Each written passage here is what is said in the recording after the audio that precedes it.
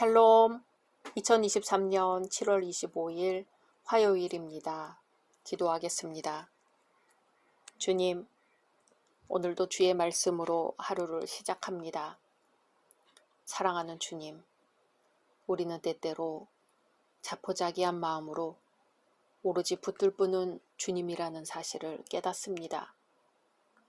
그러나 주님, 우리는 매일의 삶에서 우리가 붙들고 있는 것이 다른 것이 아니라 오직 주님이라서 감사하게 하소서. 예수님의 이름으로 기도드립니다. 아멘. 오늘의 말씀은 역대하 10장입니다. 르호보암이 세겜으로 갔으니 이는 온 이스라엘이 그를 왕으로 삼고자 하여 세겜에 이르렀음이더라. 느밧의 아들 여로보암이 전에 솔로몬 왕의 낯을 피하여 애굽으로 도망하여 있었더니 이 일을 듣고 여로보암이 애굽에서부터 돌아오매 무리가 사람을 보내어 그를 불렀더라. 여로보암과 온 이스라엘이 와서 르호보암에게 말하여 이르되 왕의 아버지께서 우리의 멍에를 무겁게 하였으나 왕은 이제 왕의 아버지께서 우리에게 시킨 고역과 매운 무거운 멍에를 가볍게 하소서. 그리하시면 우리가 왕을 섬기겠나이다. 르호보암이 그들에게 대답하되 3일 후에 다시 내게로 오라 하매 백성이 가니라. 르호보암 왕이 그의 아버지 솔로몬의 생전에 그 앞에 모셨던 원로들과 의논하여 이르되 너희는 이 백성에게 어떻게 대답하도록 권고하겠느냐 하니 그들이 대답하여 이르되 왕이 만일 이 백성을 후대하여 기쁘게 하고 선한 말을 하시면 그들이 영원히 왕의 종이 되리이다 하나 왕은 원로들이 가르치는 것을 버리고 그 앞에 모시고 있는 자기와 함께 자라난 젊은 신하들과 의논하여 이르되 너희는 이 백성에게 어떻게 대답하도록 권고하겠느냐.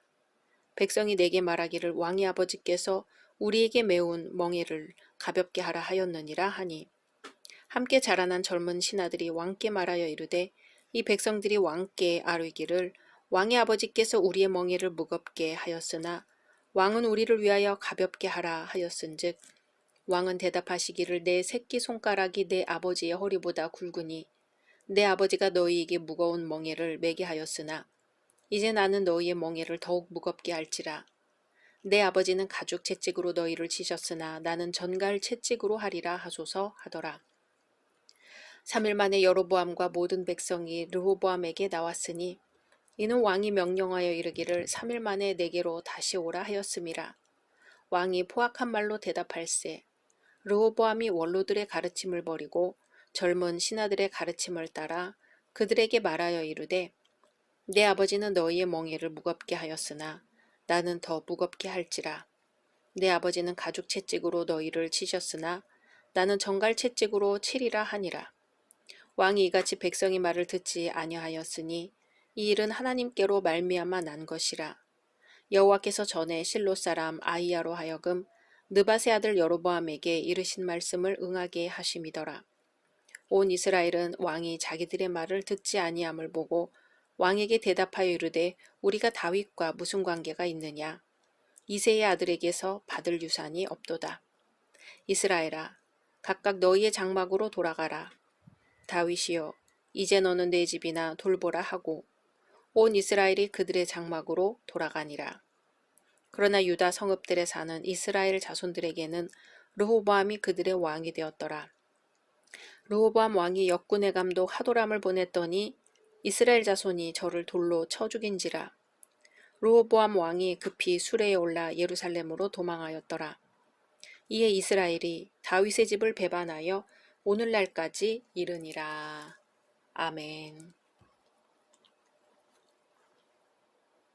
사회생활을 하다 보면 하루에도 크고 작은 갈등의 상황을 여러 차례 만나게 됩니다. 직장에서 업무 결정을 하는데도 입장 차이에 따라 갈등이 생길 수 있습니다. 교회에서 어떤 일을 할 때도 가치관의 차이로 갈등이 생길 수 있지요. 심지어는 가정에서도 텔레비전 채널을 놓고 갈등이 생길 수 있습니다. 이런 갈등은 사소한 것이지만 문제를 잘못 처리하면 그 결과는 엄청난 파괴력으로 다가오고 잘하면 공동체에 시너지가 발생하여 탄력을 받고 창조적인 에너지로 발산됩니다. 우리 또한 신앙생활을 하면서 이러한 상황들을 만나게 됩니다. 그때에 우리는 어떻게 하나님께서 원하시는 하나됨을 이룰 수 있을까 먼저 고민해야 되겠죠. 우리 교회의 모든 직분자들은 오늘 유다의 초대왕 르호보암을 통하여 우리에게 주시는 하나님의 음성을 들을 수 있기를 바랍니다. 첫째는 갈등은 통합으로 해결해야 한다는 것입니다. 갈등의 문제를 만났을 때는 극단적 대치를 함으로 서로 실패할 것이 아니라 복음적인 통합 능력으로 서로 승리해야 합니다. 르호보암은 힘으로 해결하려다 실패했습니다. 대부분의 사람들은 힘으로 이러한 갈등을 극복하려고 합니다. 본문을 보면 여로보암이나 르호보암이나 이 힘의 원리를 사용하고 있고 그로 인한 심각한 갈등이 있었습니다. 솔로몬이 죽고 정권이 바뀌었습니다. 솔로몬의 아들 르호보암이 솔로몬을 이어 왕이 되었습니다. 당시는 왕정이었지만 신정국가인 이스라엘 사회였기 때문에 정상적인 왕이 되려면 백성의 지지를 받아야 했습니다. 이스라엘 초기에 있어서 왕이 되는 데는 두 가지 조건이 충족되어야 했습니다. 그 중에 하나는 절대적인 조건으로서 하나님이 세워주셔야 한다는 것이며, 또 하나는 상대적인 조건으로서 이스라엘 백성들의 지지와 동의가 있어야 한다는 것입니다. 왕이 되는 사람은 선지자의 기름 부음을 받은 후 온 백성의 일치된 마음에 의하여 추대되었는데, 사울, 다윗, 솔로몬 역시 그러하였습니다. 르호보암은 백성의 지지를 받기 원했을 것입니다. 그래서 르호보암은 북이스라엘 10지파의 지지를 얻기 위하여 당시 북쪽 지파들의 중심지였던 세겜을 방문하였습니다. 그런데 그가 세겜에 방문했을 때 지파들은 그를 열렬히 환호하며 지지해 준 것이 아니라 그에게 무언가를 요구해 왔습니다. 르호보암은 유다 지파 사람으로 왕이 되었는데, 왕으로서 지지를 받기 원하면 수적으로 훨씬 많은 10지파의 요구를 들어주어야 한다는 것이었습니다. 어떤 요구였나요? 솔로몬 왕처럼 고역을 시키지 말라는 것입니다. 솔로몬 왕이 많은 노역을 시켰는데 이제 새로 왕이 되었으니 그것을 감해달라고 했습니다. 솔로몬은 성전과 자신의 궁궐을 짓는 20년 동안 백성을 노역에 동원하였습니다. 그뿐 아니라 지속적으로 성을 건축하는데 백성을 동원하였습니다. 어쩌면 백성의 요구는 정당하였을 것입니다. 그러나 르호보암은 솔로몬보다 더 심하게 백성들에게 노역을 시킬 것이라고 말합니다. 그러자 이스라엘 10지파는 그와 결별을 선언하죠. 그 결과 북이스라엘과 남유다로 나라가 두 개로 분열되고 맙니다. 이는 서로 도움이 되지 않는 방법입니다. 승자도 패자도 공동체도 손해를 보는 방법이죠. 둘째는 갈등은 섬김으로 해결해야 한다는 것입니다. 우리는 힘을 오용해서는 안 됩니다. 우리는 서로 섬기기 위해 나에게 주어진 힘을 사용해야 합니다. 르호보암과 여로보암은 자신에게 주어진 힘을 오용하고 남용합니다. 르호보암은 힘을 섬김의 도구로 사용하는 것이 아니라 지배를 위해 사용합니다. 힘을 남용하고 오용합니다. 르호보암이 왕이 된 것이 얼마나 큰 하나님의 은혜였습니까? 인간적으로 볼 때 얼마나 큰 행운이었습니까? 솔로몬에게는 수많은 여인들이 있었습니다. 그 밑에서 얼마나 많은 아이들이 태어났겠습니까? 물론 성경에는 르호보암만 나옵니다. 르호보암의 어머니는 암몬 여인 나아마입니다. 르호보암이 왕이 되었으면 그 힘을 정당하게 사용해야 했습니다. 그런데 르호보암은 포악한 왕이 되겠다고 합니다. 아버지는 가죽 채찍으로 치셨으나 자신은 전갈 채찍으로 치겠다고 합니다. 솔로몬이 자신의 호화 생활을 위해 백성들을 억압한 것보다 더 심하게 다루겠다는 것이죠. 부친보다 더 가혹한 억압 정치를 하겠다는 겁니다. 국가 지도자가 정책 수립을 할 때 국민의 입장에서 정책을 수립해야 하는데 백성의 요청을 거부하고 강압 정책을 실시하는 겁니다. 그러면 여로보암은 그 힘을 어떻게 사용했나요? 그와 그 무리들도 수의 힘을 남용하고 오용했습니다. 수의 힘으로 르호보암의 정통성을 부인합니다. 정권의 정통성을 부인하는 겁니다. 자신들의 이익에 맞지 않아 부인한다고 해서 왕이 아닌 것이 아닙니다. 그런데 더 이상 다윗 자손의 치리를 받지 않고 새 왕조를 이루겠다는 반란을 선포하죠. 힘은 힘으로 대항하겠다는 것입니다. 수적으로는 훨씬 많은 10지파가 여로보암을 지지하였습니다. 하나님께서 다윗에게 맺은 언약을 파괴하겠다는 것이죠. 그것은 이스라엘의 진정한 통치자가 하나님이심을 망각하는 행위였습니다. 르호보암의 악정에 대해 하나님께 호소하며 기다리는 것이 아니라 하나님과 맺은 언약까지 파기해버리는 중차대한 죄악을 범합니다.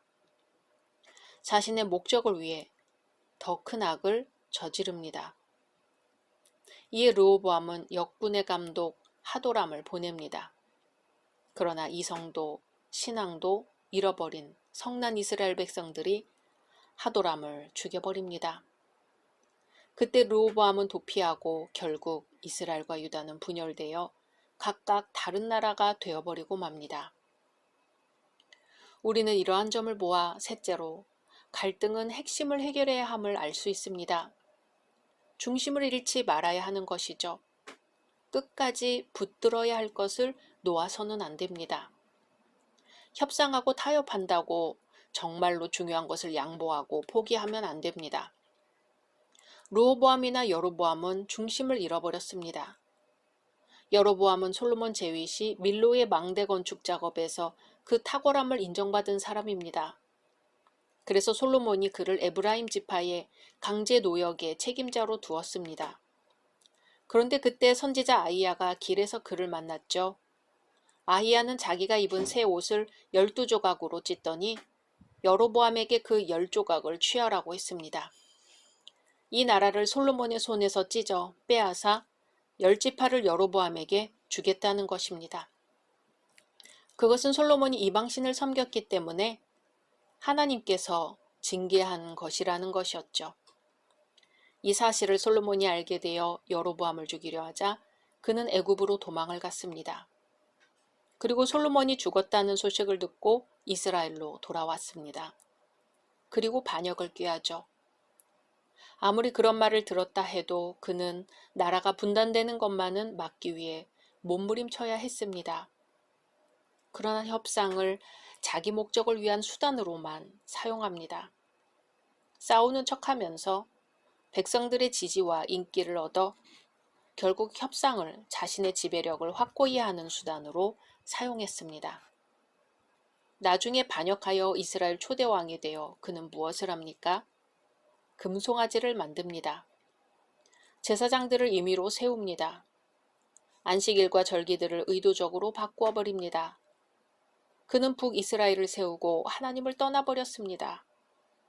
남유다 초대왕인 르호보암은 어떻습니까? 그도 마찬가지입니다. 어떤 상황이 있더라도 나라가 두쪽나는 것을 막아야 했지만 르호보암 역시 민족의 분단을 막지 못했습니다. 르호보암은 41세에 왕이 되었습니다. 아버지가 40년 동안 통치하였으니 통치 기간 전부를 본 셈입니다.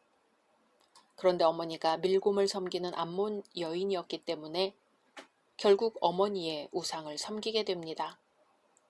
나라가 강성해지자 율법을 버리고 오직 악을 행합니다. 사랑하는 열린 성도 여러분, 갈등은 어느 사회, 어느 시대에나 있습니다. 우리는 갈등을 만났을 때 어떻게 해야 할까요? 극한 대치를 함으로 서로 실패할 것이 아니라 복음적인 통합 능력으로 서로 승리하는 길을 택해야 합니다. 힘을 오용할 것이 아니라 서로 섬기는 방법으로 하나님의 뜻을 이루어야 할 것입니다. 그리고 중심을 잃지 말고 끝까지 붙들어야 할 것을 놓지 말아야 합니다. 주님이 우리에게 이미 보여주신 길이죠. 섬김의 길, 서로 사랑의 길, 십자가를 붙드는 길입니다. 오늘 한날의 삶에서 우리가 갈등을 만나게 되면 지혜이신 예수 그리스도를 붙들어 통합과 섬김과 핵심을 붙드는 해결책 또한 만나게 되기를 소망합니다. 각자 말씀 묵상하신 후 주기도문으로 마치겠습니다.